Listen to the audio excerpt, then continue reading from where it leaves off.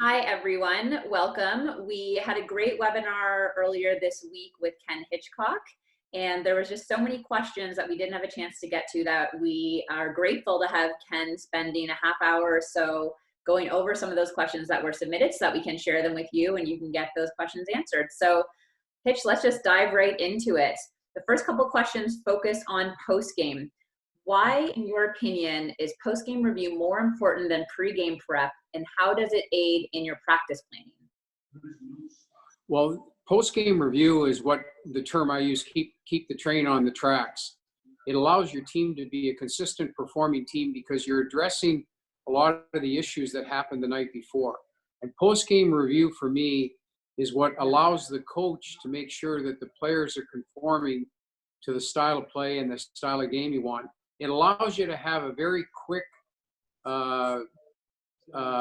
counter back on your team play. In other words, you can address issues and then go out and practice those issues so your team is able to prepare at a consistent and play at a consistent level.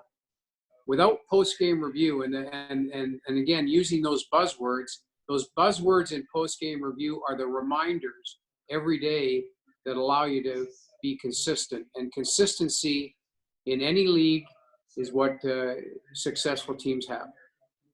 Okay, could you explain a bit of your post-game review process, and then what responsibilities do you keep as the head coach, and what do you delegate to your staff?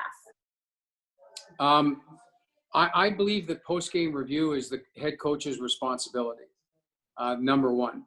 And then what we do is we categorize with our buzzwords our team play. So we have probably 30 buzzwords, and we'll put maybe 6 or 7 into the presentation that we make, so that you can remind the players during practice, you can remind the players on the bench, you can remind them just in general conversations, and then we follow each buzzword up with video clips, 2 or 3 clips, and we try to have the post-game review 80-20. In other words, 80% positive, 20% correction. And that's kind of the formula we try to go on. And then if we have one area of our game that we need to really drill down on, we might leave that to the end where it's very specific, where we might do extensive if we feel like maybe it's our forecheck or our track reload or whatever. But we try to incorporate those buzzwords into our post-game evaluation during the competition, and then the post-game review the next day. Okay. The next few questions are around the leadership group. How many players do you typically include in your leadership group? What kind of mix of personalities do you look for when putting that group together? Is your leadership group based off of skill level? And what qualities do your best leaders exhibit? So a lot to break down there. So maybe let's start with how many and what's the mix of personalities? Lindsay, this has changed for me now. I used to have a group of 6. And maybe even after 6, I would have one veteran player that I would meet individually with, who could fill me in on the pulse of the team. I've learned over time that the smaller the group, the better. So I would say probably now I use a group of 4, and then if there's a secondary group, I meet with them individually. But I think keeping the group small allows the group to be together in their leadership in the locker room. If the group gets too big, it gets too vague. What's changed too in the leadership group is I don't think it's very difficult to be a good leader if you're not vocal now. Dressing rooms are much more quieter than they were in previous times. There's a lot of younger players, a lot more younger players on a team. So I think first of all, the player has to have a pulse of the team, number one. And I think being vocal is really important now because you need people in the locker room to say what everybody's thinking. And that's a very important term. And what I mean by that is that I think a lot of players know what's right and wrong, but you need people to bring that subject out in the locker room. So knowing who those players are and knowing that they can do that is really important. And if you have a younger player that's going to be a really good player and he's quiet, sometimes you can put him in the secondary group where you can work with him to become more confident and become more vocal. But vocal leadership has really changed. The locker rooms have really changed. And I think you need as many players to say what everyone's thinking. and yet keep the group as small as you can so that the message doesn't get confused. Okay, and so what are some of the qualities that your best leaders would exhibit? Well, I think number one, they have to have a pulse of the team. And the pulse, I mean, is from a working base, not from a skill base. They have to know the difference between the level of sacrifice and effort needed to win hockey games or not. And I think they also have to be able to feel comfortable that there is going to be confrontation. They're going to demand more from the players than normally most guys can give. And you need people that are confident in including themselves in that message. And one of the things, there's a difference between being a leader and a friend. And it's important that you feel comfortable when you're picking that or you're picking your captain, that those are people that can speak when things are pretty uncomfortable. And it's not going to all be roses throughout the whole season. There's going to be some uncomfortable time. And you need people who are comfortable in stepping up and saying what needs to get said so that you can get better. You improve as a team through conflict. And when that conflict is on, having clear and decisive voices inside the locker room is like gold. And you need to have that if you expect to have good leadership. Okay. In the NHL, you as a coach moving into a new team, you likely don't have the opportunity to pick your captain. So how do you go about gaining their trust as a new voice coming into an existing leadership group environment? That's a great question. Because I've done that a couple times. It's really important that when you come into a team and the team is existing and it has its leadership together, especially on the captaincy side of things, you have to build a personal relationship with the captain immediately. And that means open discussions about how you feel about things, about your personal life, about his personal life, his family life, not just the playing part. But you have to build a really strong relationship quickly with the existing captain or the leadership group as soon as possible. You won't change the culture unless you can build a strong relationship where the captain feels confident that you have his back, he has your back. And the only way you can do that is express everything and be open. And that makes, at times, for a coach vulnerable. But in order to get your team to perform at a higher level, remember that most times you're coming into a team, it's because they're underperforming. To get a better performance from them, you got to build a real strong relationship right away with the captain. Okay. Can you give some examples of what it looks like when the players take over in the locker room or practice or game prep and through game adversity? Well, a couple ways you can feel it is when you're going to go in and address the team in between periods, you can already hear voices in the locker room. So as you turn the corner to go in the locker room, you can hear people saying the things that need to get said. And you're better off doing a 360 or a 180 or whatever you want to call it, but get out of there. They're taking over the locker room.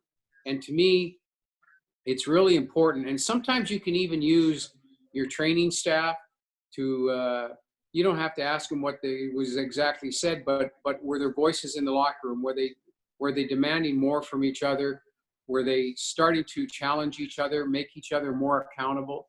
So that vocal leadership, which is really necessary in this day and age, should be in place. And when you feel that the players are starting to sound like you as the coach, then you've got a really good program going, and that's going to mean you're going to be an effective team for a long period of time.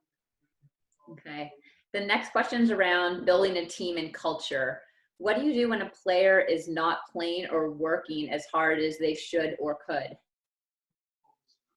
Well, understand that second and third effort and the work that you put in is the respect each player shows for his teammate. So convincing the player that it's not about him, it's about the team, and the respect that he needs to show for the team is important. He's got to give up something. And what he needs to give up is the effort that his teammates require and need. So to me, I use the respect factor. When we practice hard against each other, it shows that we're respecting each other. When we compete like hell against each other, it shows that we respect each other. It can't be hard work, and determination can't be a form of punishment. It's got to be a form of respect. And if you can get the players to buy into that, then you're going to have great practices, and that's going to lead into good performances at games. But understand, when you have a player that's not performing from the work base, it's a long-term adjustment, not short-term. You're not going to turn that player around overnight, because you're asking him to do things that are uncomfortable, and you're going to have to nudge that forward. And if you push it too hard over a short period of time, you're going to lose the player. And the things that he does well, he'll stop doing those things well too. So you have to be patient with it, but you have to tell him that you want to see change, and he has to respect his teammates by trying to make those changes. Okay. The next question's around player and coach relationships. How do you think a coach's relationships with players has evolved over the past decade, and how will it continue to evolve going forward? Well, I've said this comment before, and that is, when I started coaching in the National Hockey League, just telling the players what to do was enough. And then as time went on, probably within a 10-year period of when I started in the late 90s, telling them what to do and how to do it became really important. Because when I started in the league, it was an older league and very experienced. The average age on teams was over 30 years of age. And now there's teams that are 24 and 25. Now what you have to do is, it's threefold. Telling them what to do, telling them how to do it, and most important, the end game, telling them what's in it for them. You have to make sure that you install the end game and what the players got, what's in there for the player at the end of this demand that you're placing on them. And what I mean by that is that the end game allows him to know exactly where this is going to take him. Players nowadays want all the answers, and you can't be offended by giving them all the answers. And what I mean by that is that they need to know, if they're going to make these sacrifices, what's in it for them. And it was, I don't want to say easier, but because the players were older and more mature, they already knew what the end game was. And now, because you're taking skilled, young, inexperienced players on a lot of occasions, you have to be able to explain that and tell them that the sacrifices that you're asking are well worth it. Okay. The roles and responsibilities of assistant coaches, you talked a lot about during the webinar and in an earlier question just now, but how close do you like your assistant coaches getting to the players? And can coaches ever get too close? I don't believe that. I believe the closer the better. And to me, assistant coaches have to form personal relationships with players.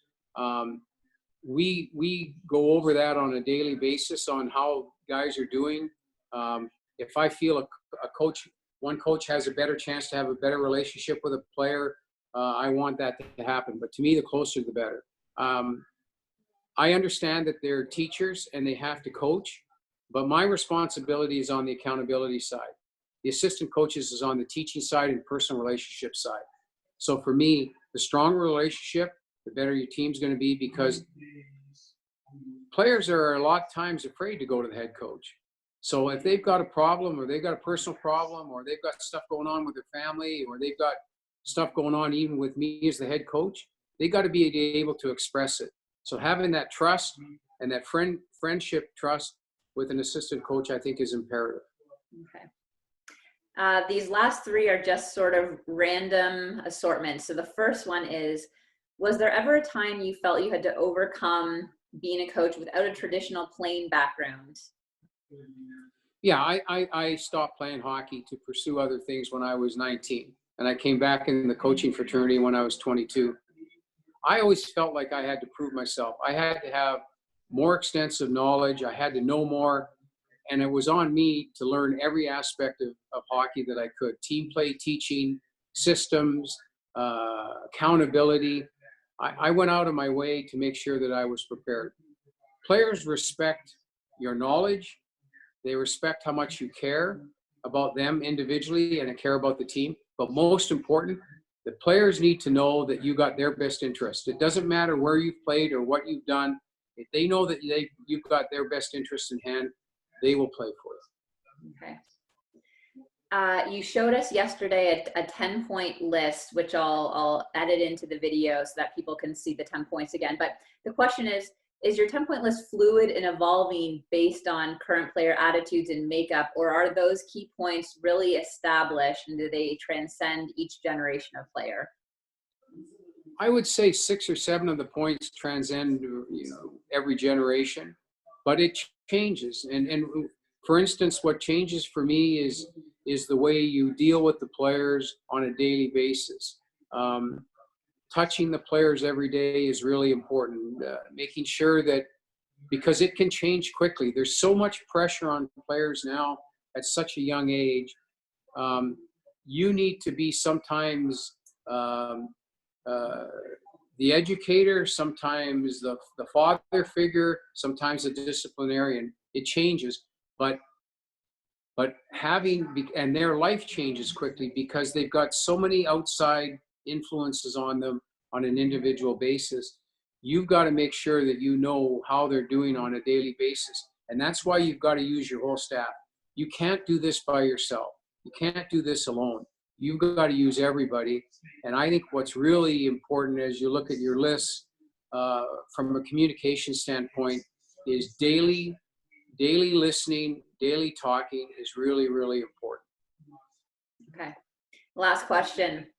What is the biggest fundamental change you've seen in the makeup of players over your career as a coach, going back to Sherwood Park and then your last job most recently with the Oilers as the head coach last season?